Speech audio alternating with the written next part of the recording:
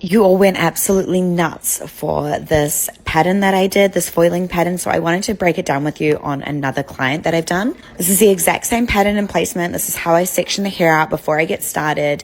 And the underneath is where I start first. And I like to start on the diagonal along the hairline. And I do chunky weave so that when you tie your hair up, you've got ribbons on the hairline, opposed to blanket cover, which is more high maintenance for the client, growing out with a solid line of regrowth, etc.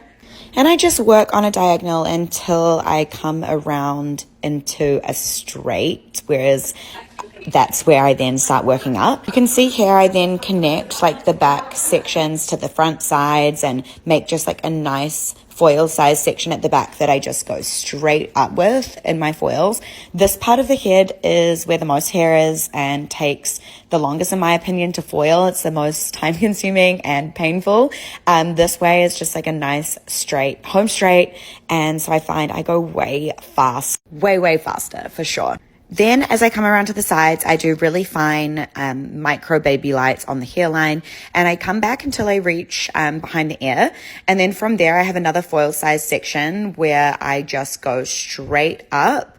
Again, super nice and quick and easy. It's not on a diagonal, so it's much easier to work through in a fast pace. Then once that section meets the top of those side foils that I've done, I then jump round back to the hairline, and here I do my microfine baby lights as well. This is the face frame, so depending on how thick and chunky you want a money piece as to how far back I would do these ones. And then after that, I continue above the other sectioning that I did and work my way straight up. So you've got one nice clean section running from the bottom of the ear all the way up to the part line.